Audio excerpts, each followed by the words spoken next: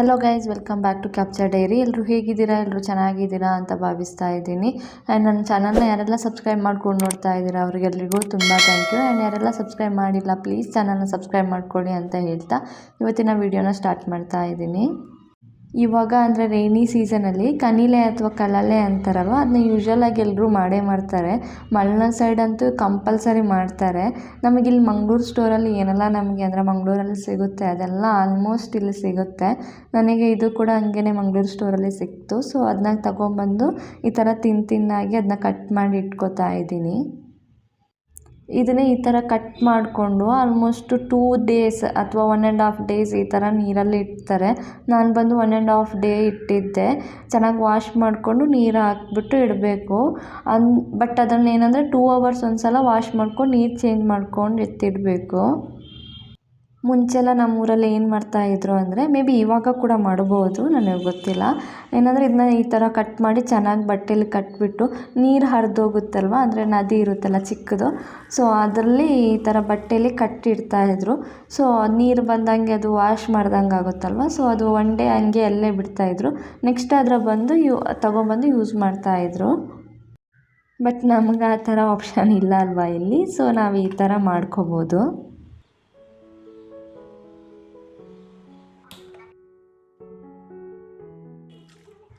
Next day ನಾನಿಲ್ಲಿ ಕಡಲೆ ಪದಾರ್ಥ ಮಾಡೋದಕ್ಕೆ ಅದನ್ನ ಬೇಯಿಸ್ಕೊತಾ ಇದ್ದೀನಿ.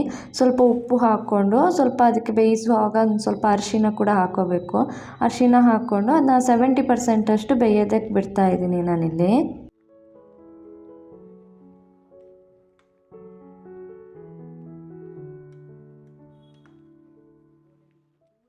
ಇವಾಗ ಇದಿಲ್ಲಿ ಆಲ್ಮೋಸ್ಟ್ ಬೆಂದಿದೆ. ಸೊ ಅದನ್ನ ನಾನು ಒಂದು ಪಾತ್ರೆಗೆ ಸೋಸ್ಕೋತಾ ಇದ್ದೀನಿ.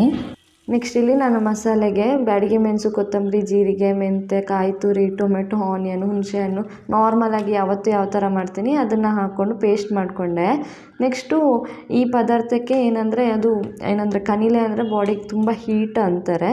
ಸೊ ಅದಕ್ಕೆ ನಾನಿಲ್ಲಿ ಮೊಳಕೆ ಬಂದಿರೋ ಹೆಸರು ಕಾಳು ಅದನ್ನ ಬೇಯಿಸಿಟ್ಕೊಂಡಿದ್ದೆ. ಆ್ಯಂಡ್ ಹಲಸಿನ ಹಣ್ಣಿನ ಬೀಜ ಕೂಡ ನಾನೊಂದು 70% ಅಷ್ಟು ಬೇಯಿಸ್ಕೊಂಡಿದ್ದೆ. ಅದೆರಡನ್ನ ಜೊತೆಗೆ ಹಾಕ್ಕೊಂಡು ನೆಕ್ಸ್ಟ್ ಅದಕ್ಕೆ ಟೊಮೆಟೊ ಮತ್ತು ಆನಿಯನ್ ಹಾಕ್ಕೊಂಡು ಒಂದು 2 ಮಿನಿಟ್ಸ್ ಅಷ್ಟು ಸ್ವಲ್ಪ ಬೇಯಿಸ್ಕೊತಾ ಇದ್ದೀನಿ ಇಲ್ಲಿ.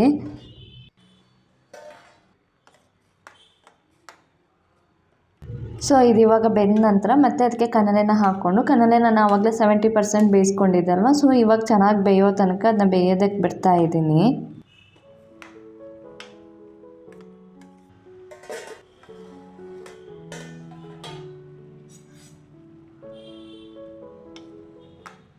ಇವಾಗ ಇದು ಆಲ್ಮೋಸ್ಟ್ ಬೆಂದಿದೆ. ಸೊ ಆವಾಗಲೇ ರುಬ್ಕೊಂಡಿದ್ದೆ ಅಲ್ವ ಮಸಾಲೆ, ಅದನ್ನು ಇದಕ್ಕೆ ಹಾಕ್ಕೊಂಡು ನಮಗೆ ಎಷ್ಟು ಬೇಕೋ ಅಷ್ಟು ನೀರು ಹಾಕ್ಕೊಂಡು ಚೆನ್ನಾಗಿ ಬೇಯೋದಕ್ಕೆ ಬಿಡಬೇಕು.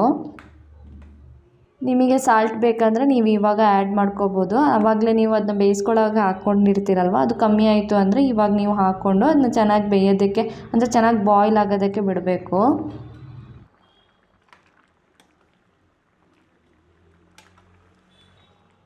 ಇವಾಗ ಇದು ಆಲ್ಮೋಸ್ಟ್ ರೆಡಿಯಾಗಿದೆ. ಸೊ ಲಾಸ್ಟಲ್ಲಿ ಒಗ್ಗರಣೆ ಕೊಟ್ಟರೆ ಇದು ರೆಡಿ ಆಗುತ್ತೆ. ಅಂದರೆ ಸಾಸಿವೆ, ಬೆಳ್ಳುಳ್ಳಿ, ಮೆಣಸು, ಕರಿಬೇವು ಇದನ್ನೆಲ್ಲ ಹಾಕ್ಕೊಂಡು ಒಗ್ಗರಣೆ ಕೊಟ್ಟರೆ ರೆಡಿ ಆಗುತ್ತೆ.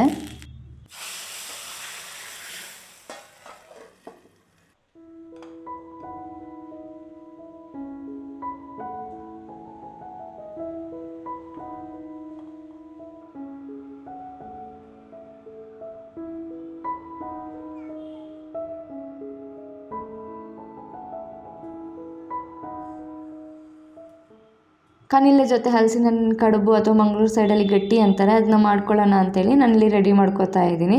ಅದಕ್ಕೆ ನಾನಿಲ್ಲಿ ಮಾರ್ನಿಂಗೇ ವೈಟ್ ರೈಸ್ನ ನೆನೆ ಹಾಕಿದ್ರೆ ಅದನ್ನು ಮಿಕ್ಸಿ ಜಾರ್ಗೆ ಆ್ಯಡ್ ಮಾಡ್ಕೋತಾ ಇದ್ದೀನಿ.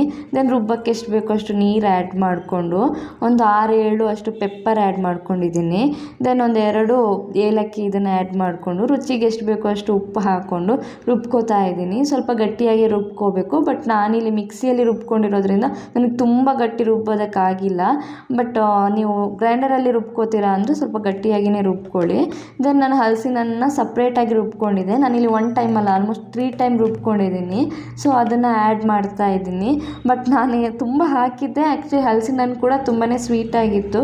ಬಟ್ ಅಷ್ಟೊಂದೇನು ಸ್ವೀಟಾಗಿ ಬಂದಿಲ್ಲ. ಯಾಕಂದರೆ ಮೇ ಬಿ ನನ್ನ ಹತ್ರ ಗಟ್ಟಿಗೆ ಅಂತ ಕ್ವಾಂಟಿಟಿ ನಾನು ಜಾಸ್ತಿ ಮಾಡಿದ್ದೆ. ಸೊ ಅದಕ್ಕೆ ಬೇಕಾದಷ್ಟು ಹಲಸಿನ ಹಣ್ಣು ಇದ್ದಿಲ್ಲ. ಅಂದರೆ ಹಲಸಿನ ಹಣ್ಣು ಸ್ವಲ್ಪ ಚಿಕ್ಕದೇ ಇತ್ತು. ಸೊ ನೀವು ಸ್ವಲ್ಪ ಸ್ವೀಟ್ ಬೇಕು ಅಂದರೆ ಇವನ್ ಬೆಲ್ಲ ಕೂಡ ಆ್ಯಡ್ ಮಾಡ್ಕೋಬೋದು. ಬಟ್ ನನಗೆ ಬೆಲ್ಲ ಆ್ಯಡ್ ಮಾಡ್ಕೊಂಡ್ರೆ ಅದು ಒಂದು ಸ್ವಲ್ಪ ಆರ್ಟಿಫಿಷಿಯಲ್ ಸ್ವೀಟ್ ಅಂತ ಅನಿಸುತ್ತೆ. ಸೊ ನಾನು ಹಲಸಿನ ಹಣ್ಣು ಒಂದು ಸ್ವಲ್ಪ ಹಾಕಿದ್ದು ಕಮ್ಮಿ ಆಯಿತು, ನೀವು ಜಾಸ್ತಿ ಹಾಕ್ಕೋಬೋದು.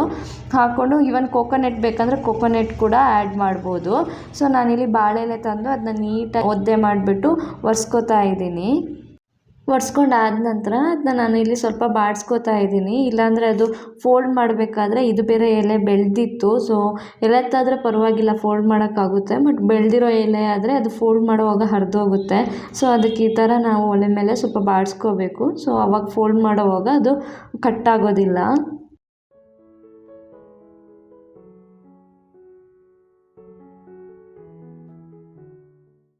ನೆಕ್ಸ್ಟ್ ನಾವು ಎಲೆನ ಬಾಡಿಸ್ಕೊಂಡಾದ ನಂತರ ಒಂದು ಎಲೆನ ನಾವು 2 ಪೀಸು ಅಥವಾ ಈ ಥರ 2 ಆದ ನಂತರ ಇನ್ನೂ 2 ಮಾಡ್ಬೋದು. ಅಂದರೆ ಒಂದು ಎಲೆಯಲ್ಲಿ 4 ಪೀಸ್ ಮಾಡ್ಕೋಬೋದು, ಅಥವಾ ಚಿಕ್ಕದಿದೆ ಎಲೆ ಅಂದರೆ ಒಂದೇ ಎಲೆಯಲ್ಲಿ ಕೂಡ ಯೂಸ್ ಮಾಡ್ಕೋಬೋದು. ನೆಕ್ಸ್ಟ್ ಈ ಥರ ಅದಕ್ಕೆ ಬಂಧನ ಅಂದರೆ ರುಬ್ಬಿಟ್ಕೊಂಡಿರೋ ಬಂಧನ ಅದಕ್ಕೆ ಆ್ಯಡ್ ಮಾಡಿಕೊಂಡು ಚೆನ್ನಾಗಿ ಫೋಲ್ಡ್ ಮಾಡ್ಕೋಬೇಕು.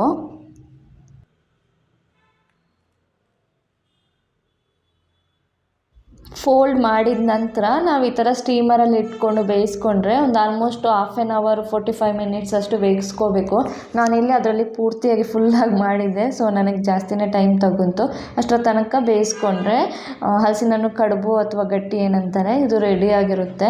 ಇದು ತುಂಬ ಈಸಿ ಆ್ಯಕ್ಚುಲಿ ಮಾಡೋದಕ್ಕೆ ಆ್ಯಂಡ್ ತುಂಬ ಟೇಸ್ಟ್ ಕೂಡ ಆಗಿರುತ್ತೆ. ಬಟ್ ಏನಂದರೆ ಹಲಸಿನ ಹಣ್ಣು ಕೂಡ ಸ್ವಲ್ಪ ಸ್ವೀಟಾಗಿರಬೇಕು ಮತ್ತು ಹಲಸಿನ ಹಣ್ಣು ಕೂಡ ಕ್ವಾಂಟಿಟಿ ಜಾಸ್ತಿ ಇರಬೇಕು. ನಾವು ಆ್ಯಕ್ಚುಲಿ ಅದನ್ನ ಬೇಯೋದಕ್ಕೆ ಇಟ್ಟು ಬೆಂದ ನಂತರ ನಾವು ಸ್ವಲ್ಪ ಹೊರಗಡೆ ಹೋಗಿದ್ವಿ ಶಾಪಿಂಗ್ ಅಂತ. ಸೊ ಅದು ಬಂದ ನಂತರ ನಾವು ಇಲ್ಲಿ ರಾತ್ರಿ ಹಾಕ್ಕೊಂಡು ತಿಂತಾ ಇದ್ದೀವಿ.